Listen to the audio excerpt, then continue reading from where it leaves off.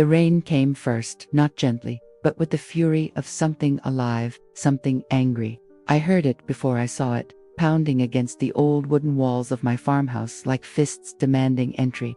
I was alone that night, as I had been every night for the past 3 years since Thomas passed. The kind of alone that makes you talk to photographs and set 2 plates at dinner out of habit, only to remember halfway through that no one is coming. I was 71 years old, living in a house too big for one person, in a village too quiet for comfort. Millbrook, Virginia, population 843 souls, give or take whoever left for the city that month. My nearest neighbor was half a mile down a dirt road that turned to mud when it stormed, and that night it was storming like the end of days.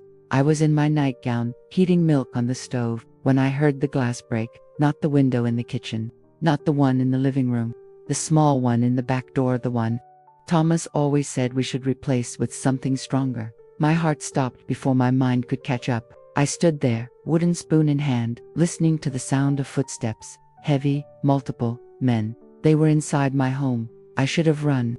I should have called 911, but my phone was charging in the bedroom upstairs, and my legs, these old, tired legs, they wouldn't move. Fear does that. It roots you to the ground like a tree that's forgotten how to sway. I heard voices, low, clipped, urgent. One of them, laughter, sharp, cruel sound that cut through the storm. I pressed myself against the wall beside the stove, clutching that wooden spoon like it was a weapon, like it could save me. Check upstairs, one of them said. His voice was deep, commanding. The leader, I knew instantly. Think anyone's home? Another asked. Doesn't matter. I closed my eyes. I prayed. Not the kind of prayer you say in church on Sunday mornings with your hands folded neatly in your lap. This was the desperate kind, the kind that comes from the deepest part of your soul, when you realize you might not see another sunrise. Lord, if this is my time, let it be quick.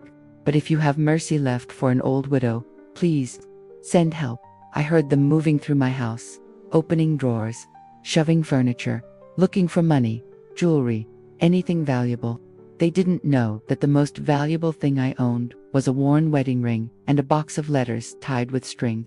Then the footsteps stopped right outside the kitchen. I held my breath, pressed so hard against that wall I thought I might sink into it. The door creaked open. I saw his shadow, first tall, broad-shouldered, cast long and dark across my kitchen floor by the dim light of the stove. Then I saw him, a man in his 30s, maybe 40, with a black jacket soaked through from the rain, and in his right hand a gun. Our eyes met for a moment. Neither of us moved. Neither of us breathed. The world narrowed to that single point of connection, a terrified old woman and a man who had broken into her home with a weapon. I waited for him to raise it. I waited for the end. But then something happened that I still don't fully understand. He looked at me, really looked at me, and his expression changed. The hardness in his eyes flickered, softened, cracked like ice under spring sun. His grip on the gun loosened, his jaw unclenched. And in that impossible, suspended moment, I saw something I never expected to see in the face of a criminal. Recognition, pain, memory. He lowered the gun, not all the way, but enough that I knew somehow, impossibly, I wasn't going to die that night. Ma'am, he said, his voice rough, breaking on the single word. I didn't respond. I couldn't. My voice was trapped somewhere between my heart and my throat. He took a step toward me, and I flinched. He stopped immediately, raising his free hand as if to say, I won't hurt you. But how could I believe that? He was a stranger, a criminal, a man with a gun in my kitchen in the middle of a storm that felt like God's own judgment, and yet, something in his eyes told me he was just as scared as I was. He started, then stopped, swallowed hard, tried again. Do you live here alone? I nodded, barely, my knuckles white around that useless wooden spoon. He looked away, his jaw working like he was chewing on words he couldn't quite spit out. Outside, thunder rolled across the sky, shaking the house to its bones. The storm wasn't letting up. If anything, it was getting worse. One of the other men called from the living room. Reese. You find anything? Reese. So that was his name. He didn't answer right away. Instead, he looked back at me, and I saw something flicker across his face. Shame, maybe, or regret. Something human beneath the hardness. Yeah, he finally called back, his eyes still locked on mine. I found something. My heart seized. What did that mean? What was he going to do to me? But before I could spiral into panic, he did something that shocked me more than anything else that night. He holstered his gun. Then he pulled out a chair from my kitchen table and sat down. Just, sat down. Like he was a guest, like he'd been invited. "Ma'am," he said quietly, his voice barely audible over the storm. "I need to tell you something. Before I continue, I want to hear from you. What do you think is about to happen next? Have you ever had a moment where a stranger surprised you in a way you never expected? Drop a comment below and share your story. And if you're hooked on this story like I hope you are, go ahead and hit that like button. It tells me you want more stories like this. Subscribe if you haven't already, and ring that bell so you don't miss what happens next, because trust me, this story is just beginning." I stood there, frozen, while this man, this criminal named Reese, sat at my kitchen table like we were about to share coffee and conversation. The wooden spoon was still clutched in my hand, though it trembled now, betraying every ounce of fear coursing through my veins. "I'm not going to hurt you," he said again, and this time his voice carried something I didn't expect: exhaustion. Not physical tiredness, but the kind of weariness that comes from carrying weight too heavy for too long. "Then why are you here?" I finally managed, my voice coming out smaller than I intended. "Why did you break into my home?" He looked down at his hands, palms pressed flat against my yellow tablecloth, the one I'd embroidered with sunflowers 20 years ago, when my hands were steadier and my life made sense. His fingers were calloused, scarred, working hands, not the hands of someone who'd chosen this life, but maybe someone who'd been forced into it. "Because I'm desperate," he said simply. "Because I made mistakes I can't take back. Because 3 months ago I lost my job at the mill in Lynchburg, and my daughter needs medication that costs more than I can steal." In a lifetime of nights like this, his daughter. The word hit me like a physical thing. "How old is she?" I heard myself ask. 8. "Her name is Emma." His voice cracked on her name, and I watched him swallow hard, fighting something back. "She has diabetes, type 1. Without insulin, she'll die. And I can't." He stopped, his jaw clenching. "I can't let that happen." Outside, the storm raged on, wind howling through the trees like lost souls searching for home. Lightning flashed, illuminating his face for just a moment, and in that stark white light, I saw him clearly. Not a monster, not a villain, just a father, broken and terrified, doing terrible things for a reason he believed was right. I should have been afraid. I should have run, screamed, done something to protect myself. But instead, I found myself pulling out the chair across from him and sitting down. We sat there in silence for a moment, two strangers connected by circumstance and storm, while the rain hammered against the windows like it was trying to wash away every sin in the world. "What's her favorite color?" I asked. He looked up, surprised. "What's your daughter, Emma? What's her favorite color?" His eyes glistened. "Purple. She ... She loves purple. Says it's the color of magic." I nodded slowly, thinking of my own daughter, Rebecca, who lived in Seattle now with her husband and 2 boys I barely saw. She called once a month, always rushed, always busy. I understood. Life moves fast when you're young, but understanding doesn't make the loneliness hurt any less. "I had a daughter too," I said softly. I mean, she's still alive, of course, just ... far away." Reese steadied me with an intensity that should have been uncomfortable but somehow wasn't. "The pictures in your living room, that's her." So he'd seen them. The photographs I'd arranged on the mantel like a shrine to a life that used to be Rebecca at 5, gap-toothed and grinning. Rebecca at 16, in her prom dress. Rebecca on her wedding day, beautiful and distant and already halfway gone. "Yes," I whispered. "That's my Becca. She looks like you." The compliment, coming from a man who'd broken into my home with a gun, should have felt absurd, but it didn't. It felt human.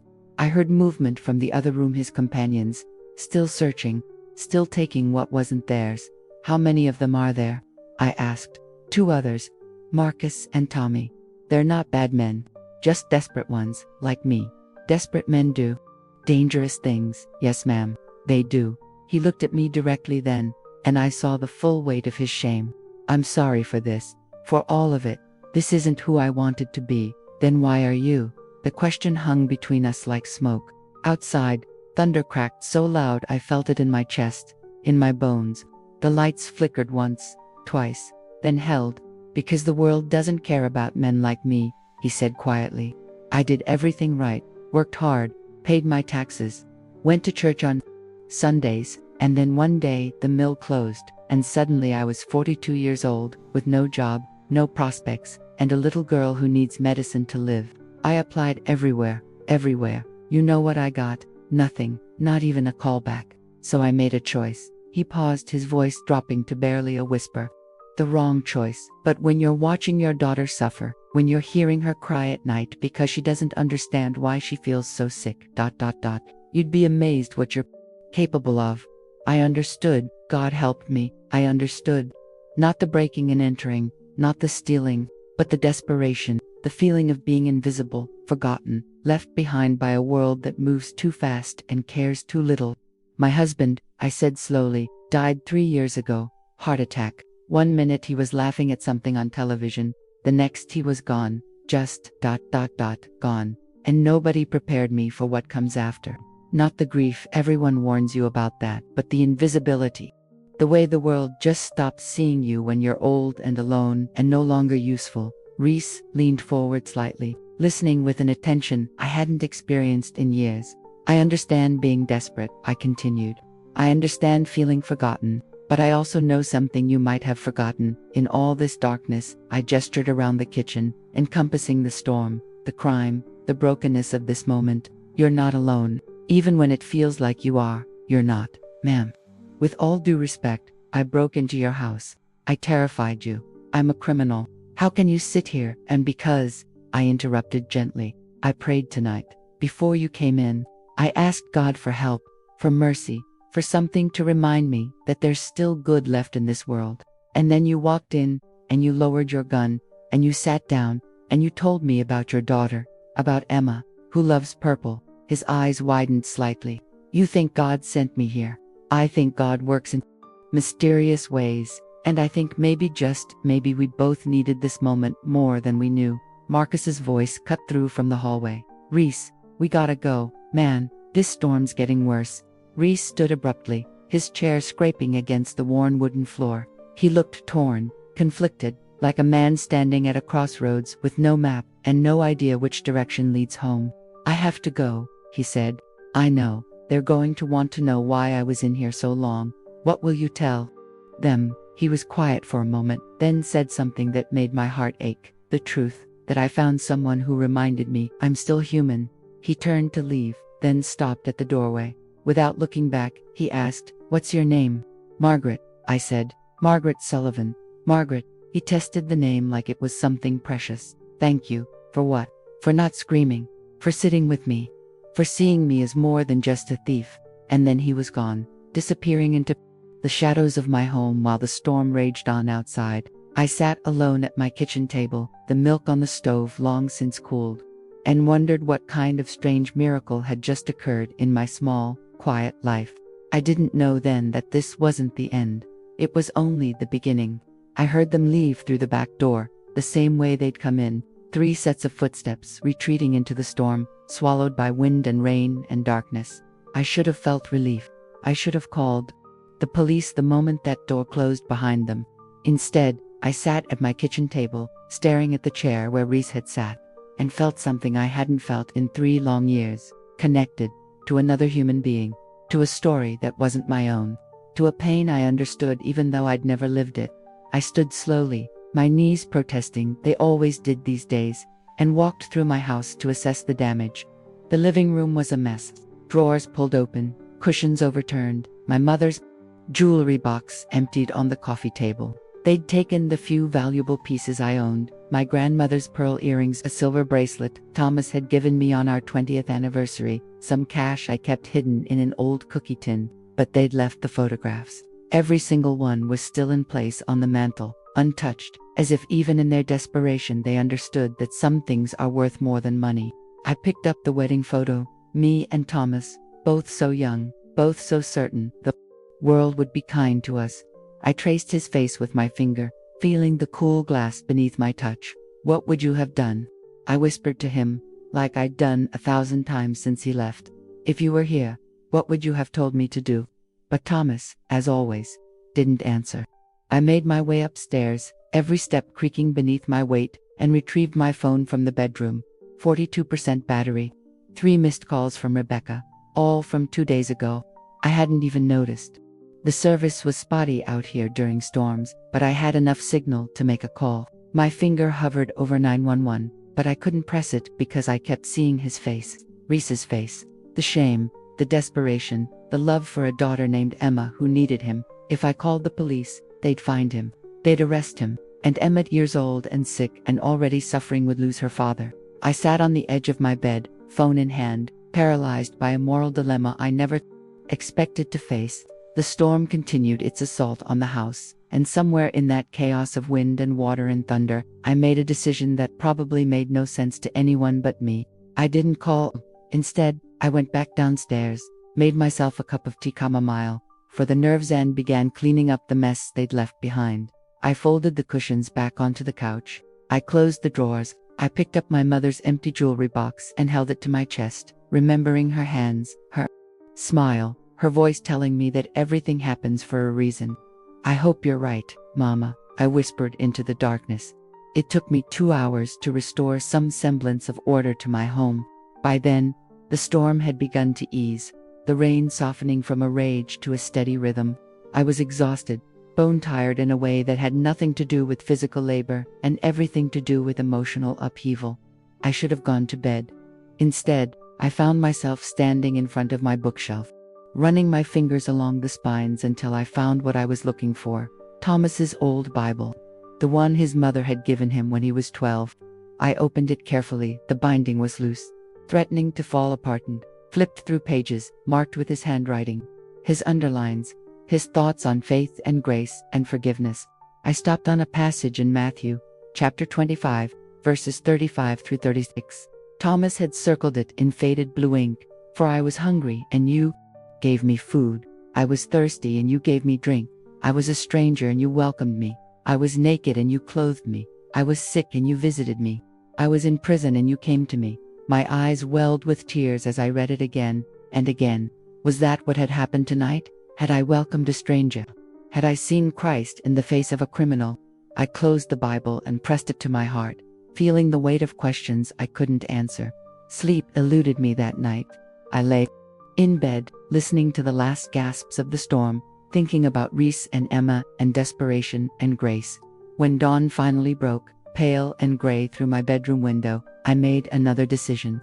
I got dressed, grabbed my car keys, and drove into town. Millbrook on a Sunday morning was quiet, peaceful, unchanged by the storm that had felt apocalyptic just hours before. I passed the church, white-steepled and familiar, where Thomas and I had been married 49 years ago. I passed Miller's general store, where old Henry Miller had sold penny candy since before I was born. I passed the town square with its bronze statue of some Civil War colonel, whose name I could never remember, and I pulled into the parking lot of Mercy Hospital. I didn't know why I was there, didn't know what I hoped to find, but something pulled me through those automatic doors, past the reception desk with its tired-looking volunteer, down hallways that smelled of antiseptic and artificial lemon. I found myself in the pediatric wing without quite knowing how I'd gotten there, and that's when I saw her. A little girl in a purple nightgown, purple, the color of magic, sitting in a wheelchair by a window, staring out at the gray morning sky. She was small, too small for 8 years old, with dark hair pulled back in a messy ponytail and an IV taped to her thin arm. Emma. I knew it was her before I saw the name on the door, Emma Chen. My heart clenched. I approached slowly, not wanting to startle her. When I was close enough, I said softly, "That's a beautiful nightgown." She turned, and I saw Reese in her face immediately, the same dark eyes, the same serious expression that seemed too old for someone so young. "Thank you," she said politely, the way children do when adults talk to them. "Purple is my favorite color." "Is it? That's lovely. You know, purple was my daughter's favorite color too, when she was about your age." Emma smiled, just a little. Really. I pulled up a chair and invited, probably inappropriate, but I couldn't seem to stop myself. "What are you looking at out there?" "The birds," she said, pointing to a cluster of sparrows pecking at something in the grass. "I like watching them. They're free." The word hung in the air between us, heavy with meaning. "Are you here by yourself?" I asked, though I already suspected the answer. Her smile faded. "My dad had to go to work. He works a lot now. He worries I can't see it, but I can. He's always worried. He loves you very much." "How do you know?" I thought about how to answer that, about a man sitting at my kitchen table, gun holstered, talking about his daughter with tears in his eyes, about desperation born of love. "Because," I said carefully, "a father who worries is a father who cares. And I can tell your father cares about you more than anything in this world." Emma studied me with those two old eyes. "Are you a nurse?" "No, sweetheart. I'm just someone passing through." "Oh," she turned back to the window. Everyone's always just passing through. The sadness in those words nearly broke me. I stayed with her for 20 minutes, talking about birds and colors and small, safe things. When a nurse finally came to take her back to her room, Emma looked at me and said, "Will you come back?" I should have said no. Should have explained that I was a stranger, that this was inappropriate, that I had no business being there. Instead, I said, "Yes, I will," and I meant it. As I drove home through the quiet Sunday morning, past farms and fields still wet from the storm, I realized something profound. Last night I'd prayed for help, for mercy, for purpose, and God had answered, just not in the way I'd expected.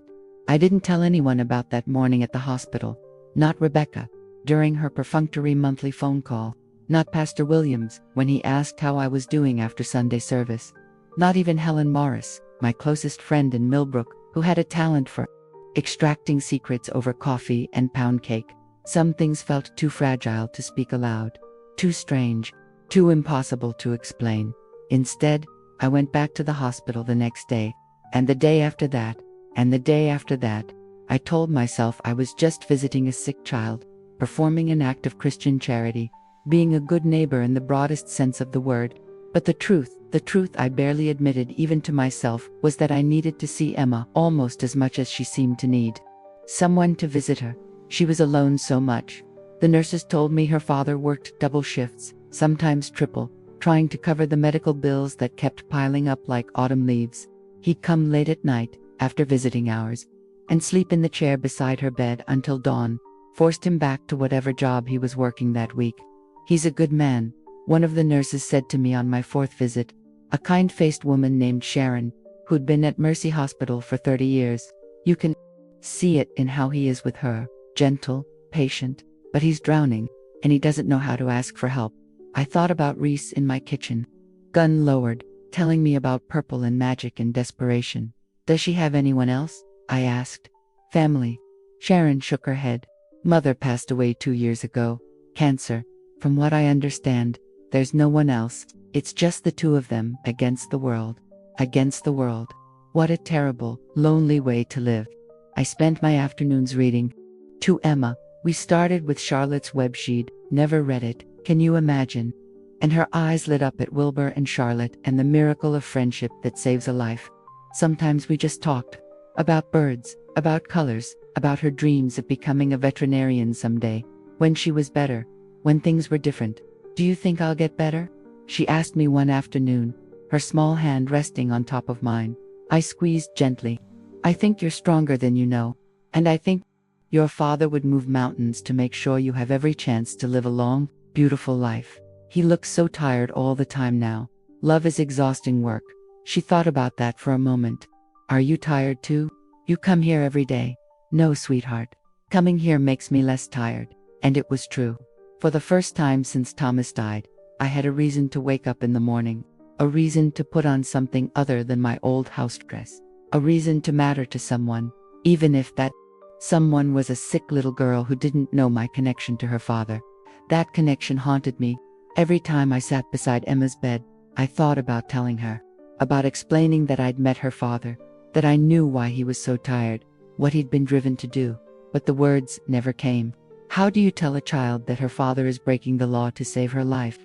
How do you shatter whatever innocence she has left? 3 weeks passed like this. 3 weeks of hospital visits and careful conversations and a growing attachment I knew was dangerous but couldn't seem to stop. And then, on a Tuesday afternoon in late October, everything changed. I was reading to Emma Weed, moved on to The Secret Garden, Another story about healing and hope, when I heard footsteps in the hallway. Quick, urgent footsteps that made the nurses look up from their stations. The door to Emma's room opened. And there he was. Reese. Our eyes met across that sterile hospital room, and I watched the color drain from his face. Recognition, shock, confusion, fear, all of it, cycling through his expression in the span of a single heartbeat. Dad. Emma's face lit up like Christmas morning. You're early. This is Margaret. She's been reading to me. Isn't that nice? Reese stood frozen in the doorway. His work clothes, mechanics, coveralls, stained with grease, hanging loose on a frame that looked like it had lost weight. His eyes moved from me to Emma, back to me, trying to make sense of what he was seeing. Margaret, he said slowly, testing the name like he'd done in my kitchen 3 weeks ago. Hello, Reese. Emma looked between us, sensing something in the air she couldn't quite name. You two know each other. The question hung there, pregnant with implications. I opened my mouth, not sure what I was going to say, how I could possibly explain this impossible situation, but Reese spoke first. We've met, he said carefully, his voice steady despite the chaos I could see in his eyes. Once, briefly. It wasn't a lie, but it wasn't the truth either. Oh, Emma smiled, innocent and trusting.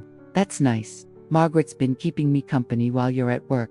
She reads really good, her voices for all the characters are funny. Reese's jaw tightened. That's very kind of her. The word kind came out strange, loaded with meaning only the two of us understood. An uncomfortable silence settled over the room. I stood, gathering my things, my reading glasses, the worn copy of The Secret Garden, my dignity. I should go, I said. Let you two have some time together. No. Emma reached for my hand. Please stay, just a little longer. I looked at Reese, asking silent permission. His face was a mask I couldn't read. Finally, he nodded, just barely. Just a little longer, I agreed, sitting back down. Reese pulled up the other chair, the one he apparently slept in most nights, and sat stiffly, his hands clasped between his knees. We made awkward small talk, Emma doing most of the talking, chattering about the birds she'd seen that morning, about the new medication the doctors were trying, about how Margaret had promised to bring her some of her famous apple pie. You baked? Reese asked, and there was something in his voice I couldn't quite identify. I do. It's my mother's recipe. Won first place at the county fair, 12 years running. Dad used to bake, Emma said suddenly, before Mom got sick. Remember, Dad, you made those cookies shaped like stars. Something painful crossed Reese's face. I remember, baby girl. You should bake again. Maybe someday. The words felt like a lie we all pretended to believe. After 30 minutes, that felt like 3 hours. I finally excused myself for real. Emma hugged me tight, desperate. The kind of hug that says please don't leave me alone, and made me promise to come back tomorrow. I promise, I said, kissing the top of her head. As I walked toward the door, Reese stood. Margaret, can I walk you out? It wasn't really a question. Emma didn't seem to notice the tension. She was already picking up The Secret Garden, flipping to where we'd left off, lost in a world of Yorkshire moors and hidden places. I nodded, and together, Reese and I walked out of that hospital room and into the fluorescent-lit hallway. Neither of us spoke until we reached the elevator. When the doors closed and we were alone, he turned to me with an expression I'd never forget, equal parts gratitude and anguish and something that looked like fear. Why? He asked simply. Why have you been coming here? Why didn't you call the police? Why are you being kind to my daughter when you should hate me? The elevator descended, floor by floor, taking us away from Emma and toward answers I wasn't sure I had. Because, I said slowly, she needed someone. And so did I. I don't understand. Neither do I, completely. But I prayed for purpose, Reese. And God sent me your daughter. He closed his eyes, and I saw his throat work as he swallowed hard. I can't pay you back for the things we took. I can barely afford. I don't want payment. Then what do you want? The elevator reached the ground floor with a soft ding. The doors slid open. People bustled past, visitors, patients, doctors in their white coats, all of them, oblivious to the moment unfolding in that small metal box. I said carefully, meeting his eyes, to help. If you'll let me. Why would you help me? I'm a criminal. I broke into your home. I terrorized you. You did. And you also sat at my table and told me about a little girl who loves purple. You showed me you were human, and I think maybe you need to remember that too." A tear slid down his cheek, just one, before he roughly wiped it away. "I'm so tired," he whispered. "I know. I don't know how to do this anymore. You don't have to do it alone." He looked at me like I was offering him something impossible, something too good to be real. "What are you saying?"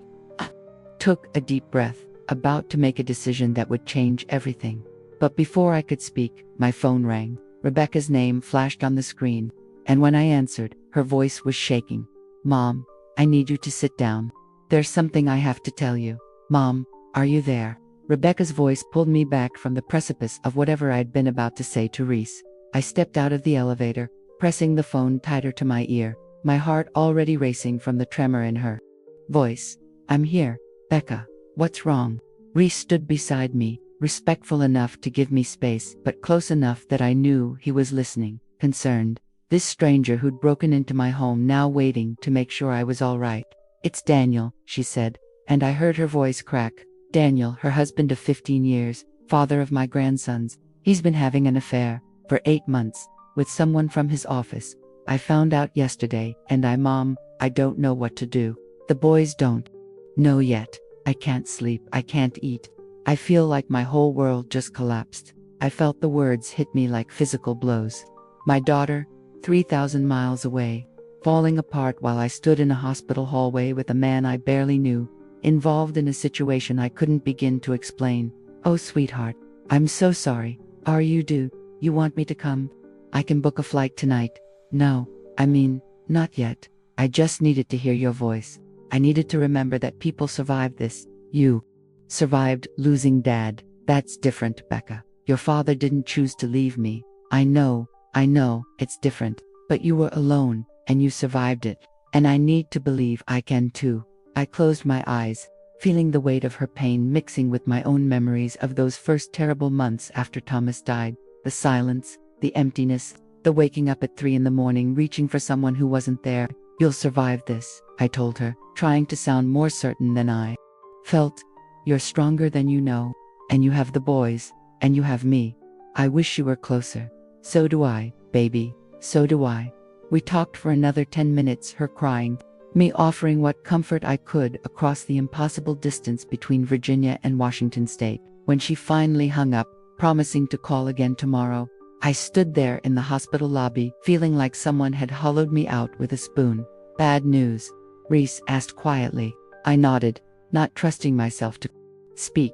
"Family. My daughter. Her marriage is falling apart." He was quiet for a moment, then said something unexpected. "You told her you were there for her, that she wasn't alone. Do you mean that?" "Of course I mean it. She's my daughter. Then you understand why I do what I do. Why I'd break 1,000 laws if it meant Emma lives." The comparison should have offended me. Rebecca's heartbreak wasn't the same as Emma's illness, but I understood what he meant. The fierce, protective love that makes you willing to break yourself into pieces if it means your child stays whole. "Come with me," I said suddenly. "What?" "Back upstairs, to Emma's room. I want to tell her something, and I want you there when I do." Confusion crossed his face. "Tell her what?" "The truth." Fear replaced confusion. "Margaret, you can't. Please, if she knows what I've done, I'm not going to tell her you're a criminal, Reese. I'm going to tell her I'm her friend, that I want to help your family, that she doesn't have to be alone anymore, and neither do you." Why? The question came out broken. "Why would you do this?" I thought about my empty house, about Rebecca, so far away, about 3 years of talking to photographs and setting 2 plates at dinner, about a prayer whispered in fear that had somehow been answered in the most impossible way. "Because I'm tired of being alone. Because your daughter makes me feel useful again. Because maybe God put us in each other's paths, for a reason neither of us fully understands yet." I paused. "And because when you sat at my kitchen table, you could have hurt me. You could have taken everything, but instead, you showed me your humanity. Now, let me show you mine." We rode the elevator back up in silence. Emma was right where we'd left her, reading about Mary Lennox discovering the secret garden, about walls coming down, and things growing where nothing had grown before. She looked up when we entered, her face brightening. "You came back." "I did. And I brought your father with me because there's something I want to ask you both." I sat down beside her bed, and Reese stood behind me, his hand resting on the chair back. Emma, how would you feel if I came to visit you every day? Not just here, but after you go home too. Her eyes went wide. Really? Every day? Every day I possibly can. And I turned to look at Reese, making sure he understood what I was about to offer. I'd like to help your family in other ways too, with bills, with medication, with whatever you need to make things a little easier. Margaret, no. Reese's voice was firm. I can't accept that. I won't take advantage of your not taking advantage. I'm offering. There's a difference. I kept my eyes on Emma, whose expression had shifted from joy to confusion. Your father is proud, sweetheart. He wants to do everything himself. But sometimes accepting help isn't weakness. Sometimes it's wisdom, like in Charlotte's Web. Emma said softly, when Wilbur, let Charlotte help him even though he's scared. Exactly like that. Reese moved around the chair and knelt beside his daughter's bed, taking her small hand in both of his. Baby girl, Margaret, is being very generous. But I need you to understand, we can't just take from people. It's not right. But Dad, you always say God provides. Maybe Margaret is how God is providing. Out of the mouths of babes, as they say.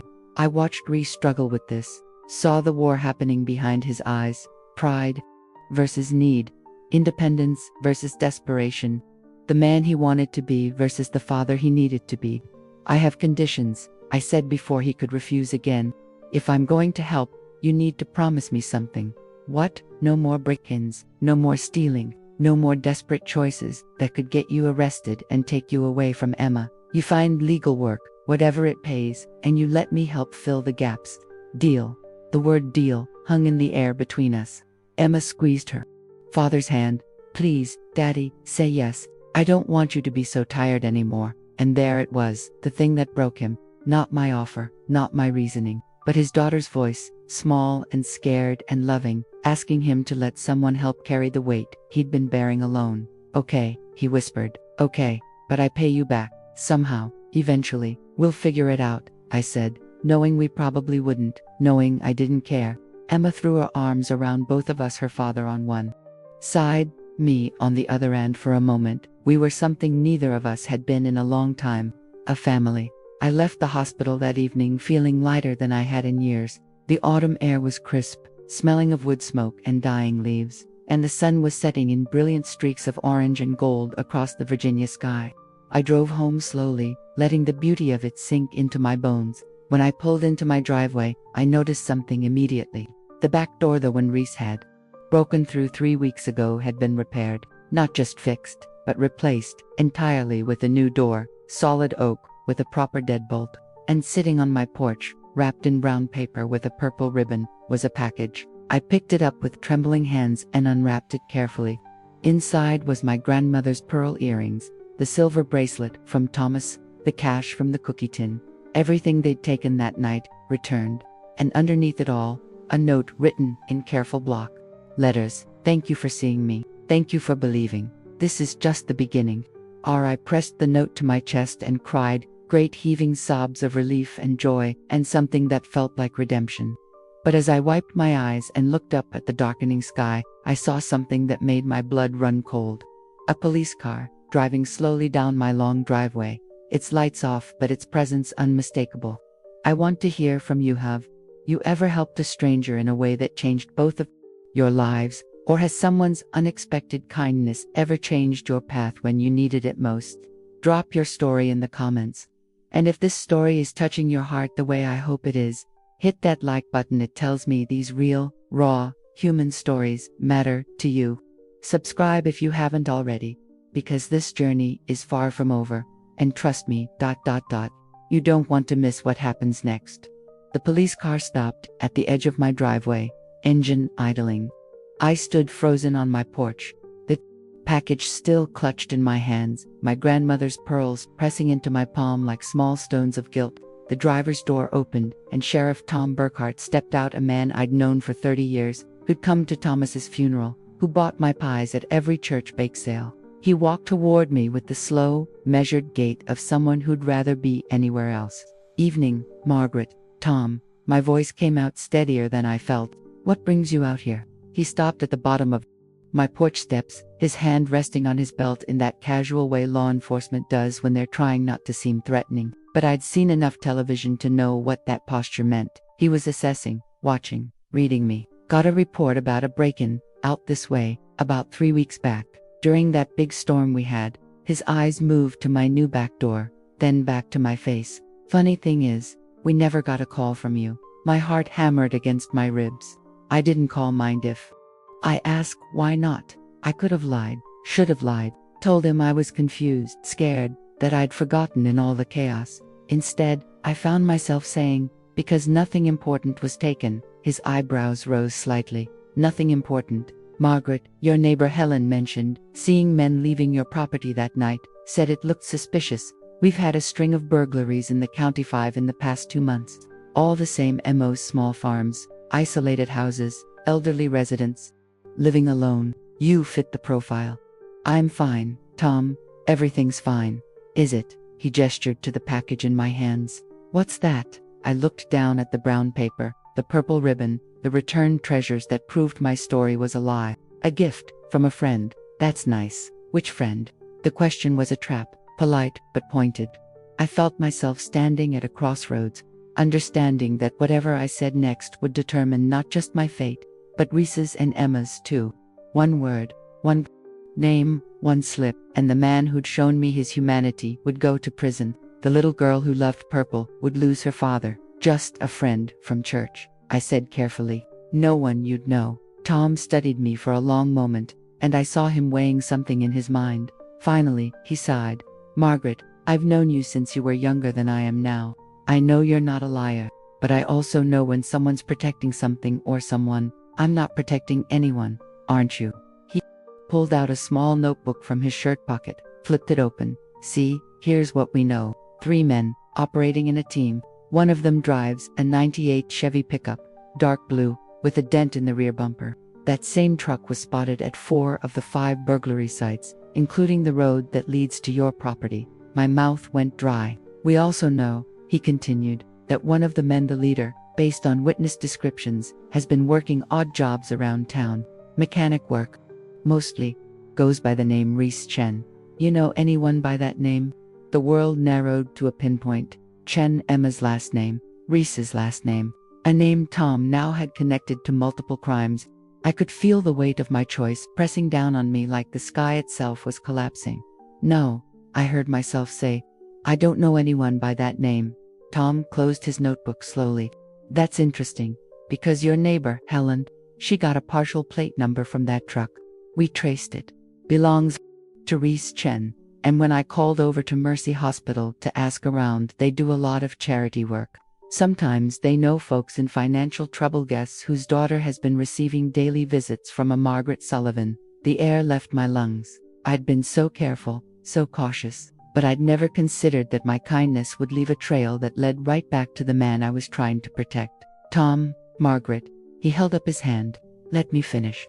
I'm trying to help you here, but you need to understand the situation. If you've been in contact with this man, if you know where he is, and you don't tell me, that's obstruction of justice. That's a crime. You could be charged. Do you understand that? I understand. Then tell me what happened that night. I looked at Tom Good, decent Tom, who believed in law and order and doing things the right way, who'd never been desperate enough to break his own code, who'd never had to choose between justice and mercy.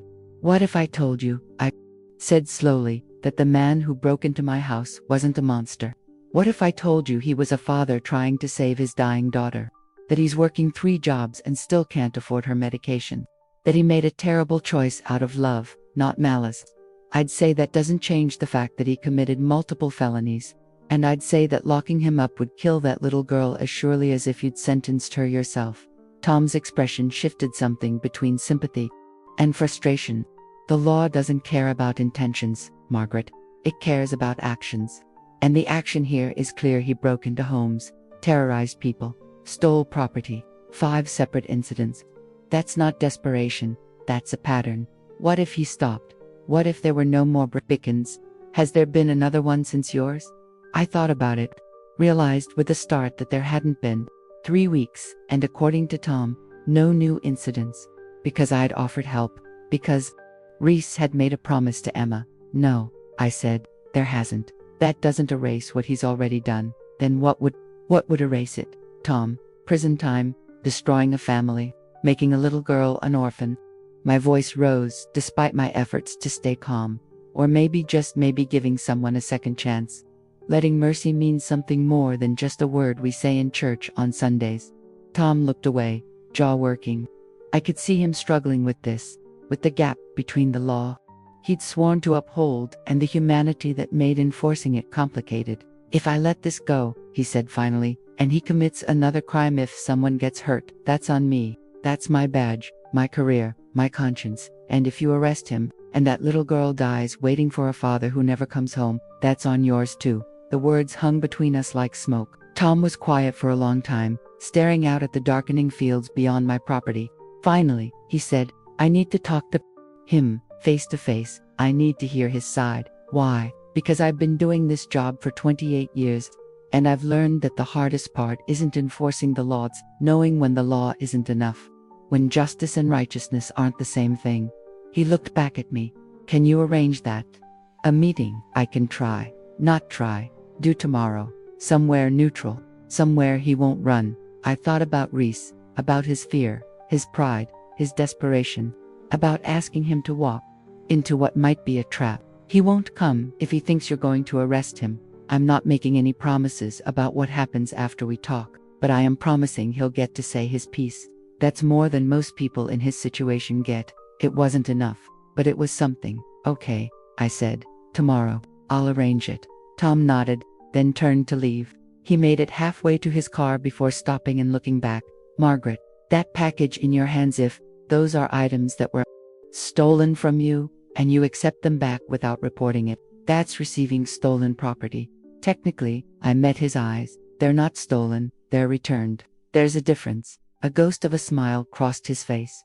Yeah, I suppose there is. He drove away, taillights disappearing into the twilight, leaving me alone with my racing heart and the terrible knowledge that tomorrow, everything would change again. I went inside, locked my new door solid, secure, installed by a criminal who'd shown more integrity than half the so-called honest people I knew, and called Reese's number, the one he'd written on a piece of paper and left under my windshield wiper 2 days ago with a simple note, in case Emma needs anything. He answered on the third ring.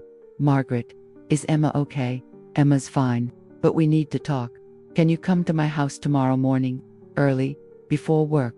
Why? What's wrong? I closed my eyes, feeling the weight of what I had to tell him. The sheriff knows. Reese, he knows about the break-ins, he knows about you, and he wants to talk. Silence on the other end. Long, terrible silence. Reese, I can't go to prison. His voice cracked. Emma can't lose me. Not now, not when things are finally. He's not promising to arrest you. He just wants to talk, face to face. Hear your side, and you believe him. Did I trust Tom Burkhartman of the law, upholder of order, to see past the crimes to the human being behind them? I believe he's a good man trying to do the right thing. Just like you. Another long pause. Then, what time? 7 in the morning.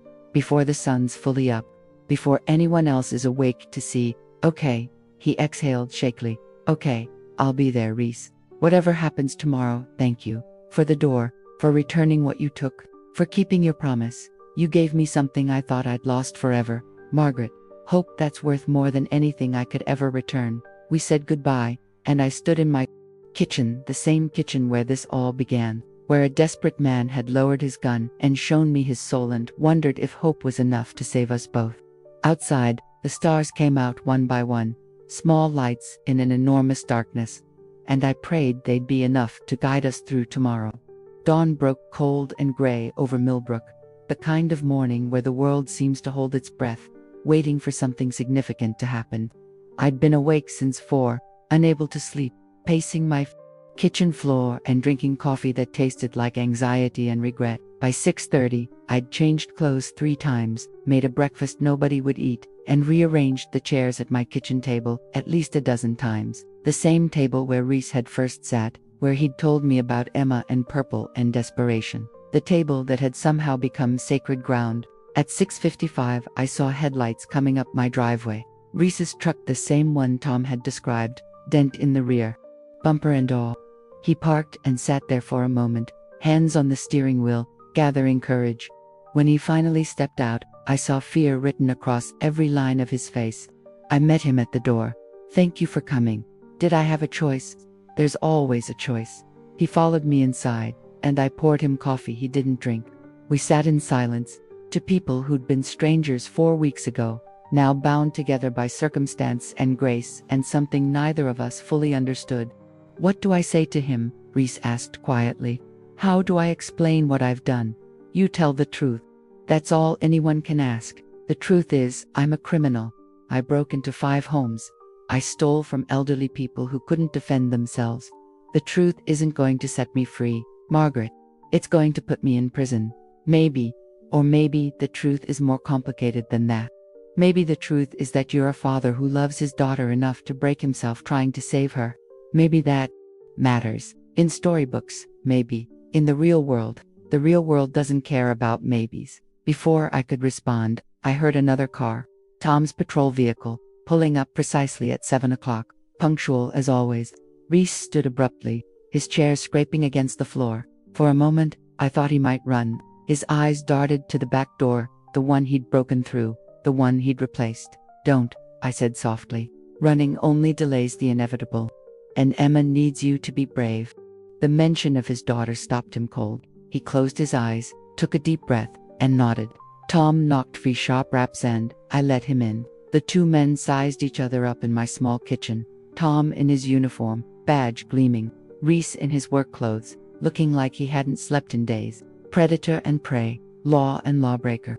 Or maybe just 2 men trying to navigate an impossible situation. "Mr. Chen," Tom said, his voice professionally neutral. "Thank you for agreeing to meet. Did I have a choice?" Reese repeated his earlier question. "Everyone has a choice. You could have run. You didn't. That tells me something. It tells you I'm cornered. It tells me you care about something more than your own freedom." Tom pulled out a chair and sat, gesturing for Reese to do the same. I stood by the counter, an observer to whatever was about to unfold. "I'm going to be straight with you," Tom began. "We have evidence linking you to 5 burglaries. We have witness descriptions. We have your truck at multiple scenes. If I wanted to arrest you right now, I could. But Margaret here," he glanced at me, "she seems to think there's more to your story. So I'm listening. Tell me why I shouldn't put you in handcuffs and take you in." Reese's hands trembled slightly on the table. He clasped them together, knuckles white. "Because if you do, my daughter will die. Explain." And so he did. The whole story spilled out, not just the facts, but the pain behind them. His wife, Sarah, dying of cancer 2 years ago, the medical bills that bankrupted them, Emma's diagnosis 6 months later, the desperate job search that yielded nothing. The moment he realized the system had failed him, so he'd have to fail the system. "I'm not proud of what I did," Reese said, his voice raw. "Every house I broke into, I saw someone's grandmother, someone's mother. I knew I was becoming the thing I'd always feared, a person who takes from others. But when your child is dying, when you've exhausted every legal option, when you're watching her waste away because you can't afford the medicine that would save her," his voice broke. "You do things you never thought you were capable of." Tom listened without interrupting, his expression unreadable. When Reese finished, silence settled over the kitchen like dust. Finally, Tom spoke. "My brother died when I was 19, complications from diabetes. This was back in '78, before insulin was as accessible as it is now. I watched him deteriorate over 6 months because my parents couldn't afford proper care." He paused, and I saw something crack in his professional facade. "So I understand desperation, Mr. Chen. I understand the fury you feel at a system that lets children suffer. But understanding doesn't change my job. I know, do you? Because my job is to protect people. The people you stole from, they're terrified now. They don't feel safe in their own homes. Mrs. Patterson, 79 years old, hasn't slept through the night since you and your friends broke into her place. She sits up with a baseball bat, jumping at every sound. That's the cost of your choices." Reese's face crumbled. I never wanted to hurt anyone, but you did. Not physically, maybe, but hurt comes in many forms. So what happens now?" Reese asked, his voice barely a whisper. "You arrest me. I go to trial. Emma loses her father and probably her life. Tom was quiet for a long moment. Then he did something that surprised us both. He took off his badge and set it on the table. "Right now," he said, "I'm not Sheriff Burkhart. I'm Tom, just Tom, a man who lost his brother. A man who knows that justice isn't always the same as righteousness." He leaned forward. "Here's what I see. A man who made terrible choices for understandable reasons. A man who stopped committing crimes the moment someone offered him an alternative. A man who returned what he stole and fixed what he broke." He gestured around my kitchen.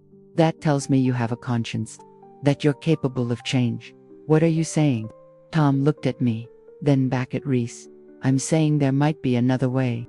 But it requires something from you: complete honesty, complete accountability, and complete commitment to making this right. I'll do anything. Don't agree until you hear the terms." Tom pulled out a folded paper from his pocket. "This is a list of everyone you stole from. 5 families. You're going to contact each one with my supervision, and you're going to apologize, face to face. You're going to offer restitution, even if it takes you years to pay it back. And you're going to do 200 hours of community service at the community center, helping other families in crisis find resources before they make the choices you made." Reese stared at the paper like it was a lifeline thrown from a sinking ship.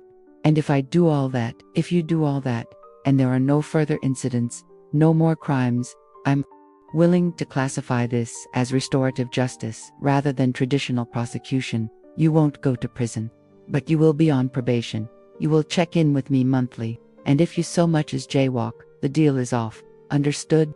Tears streamed down Reese's face. "Why? Why would you do this?" "Because Margaret's right.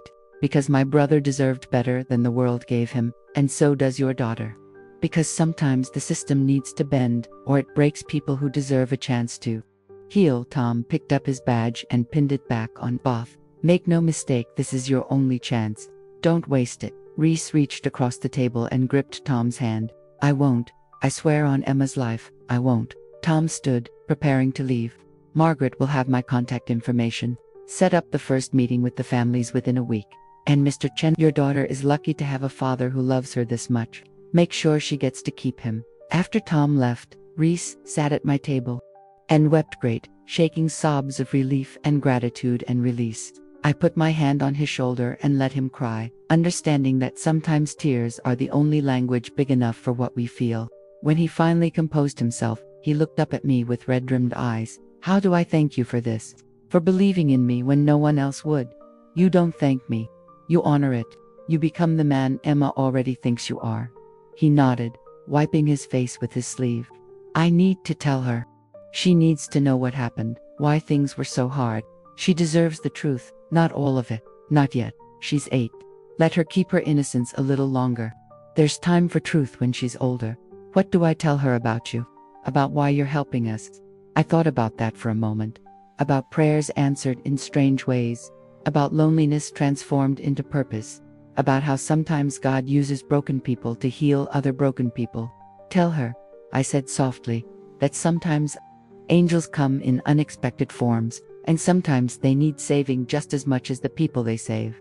Reese left shortly after, driving away with the weight of the world lifted slightly from his shoulders. I stood on my porch, watching his truck disappear down the driveway, and felt something I hadn't felt in 3 long years: peace. But as I turned to go back inside, my phone rang, Emma's name on the screen.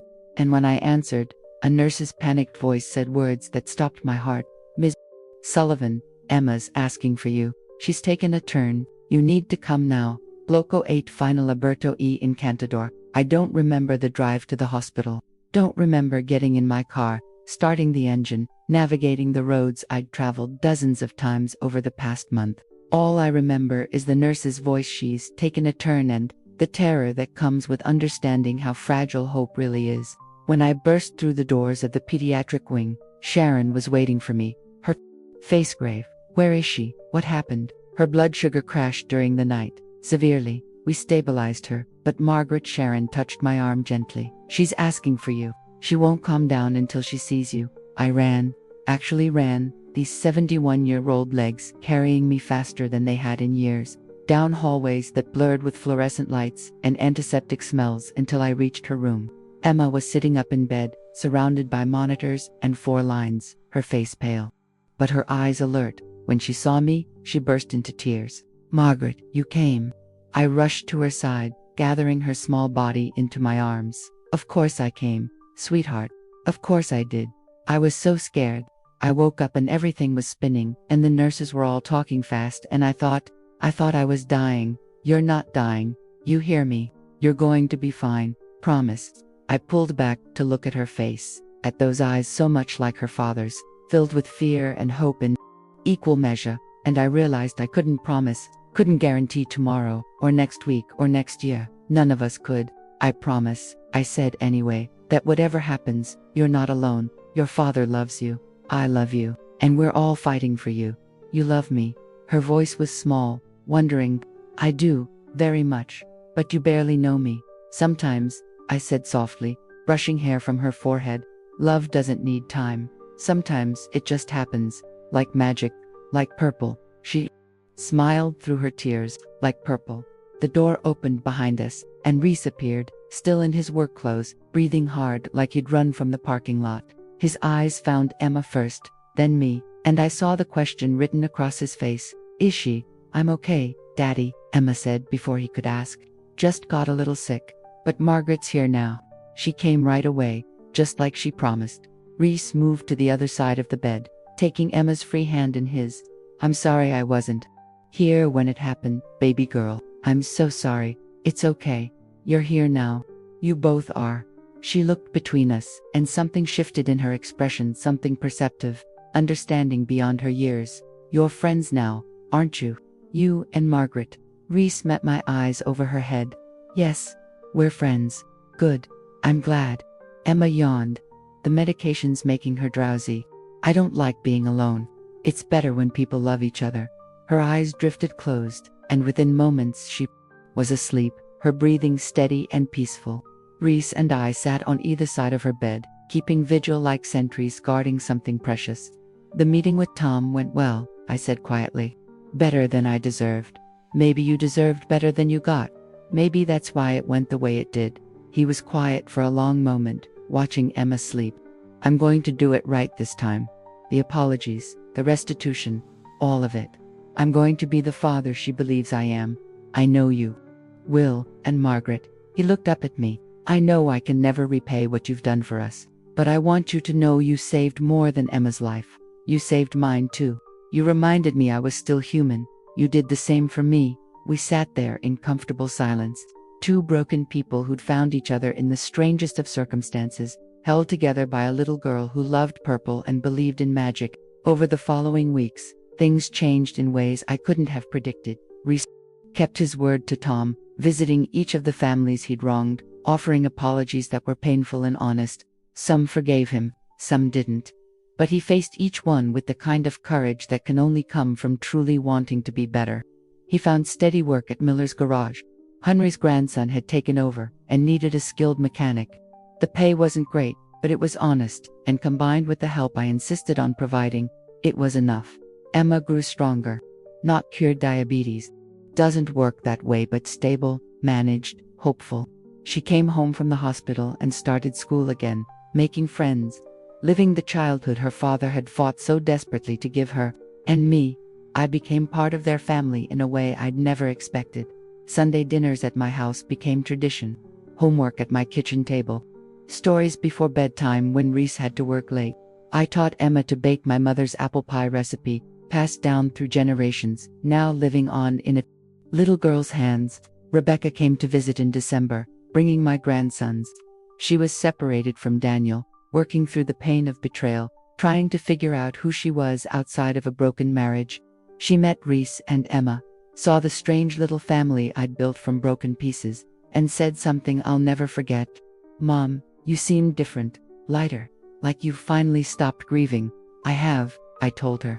Not because I've forgotten your father, but because I've remembered how to live. 3 months after that morning in the hospital, on a Saturday afternoon in early spring, Emma and I were planting flowers in my front yard, purple petunias. Her choice when she asked me a question. Margaret, do you believe in miracles?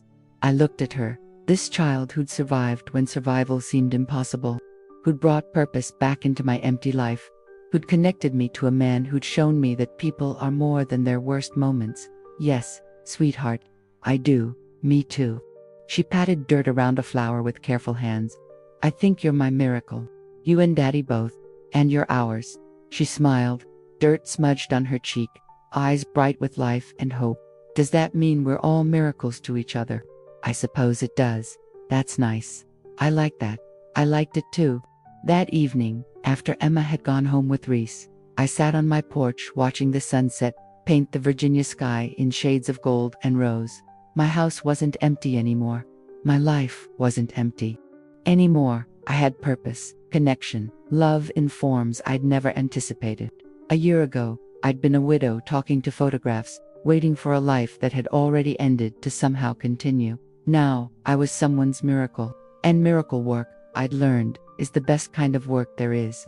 I thought about that stormy night, about prayers whispered in fear, about a desperate man with a gun who'd lowered it and shown me his humanity, about how the worst moment of my life had somehow become the beginning of the best part of it.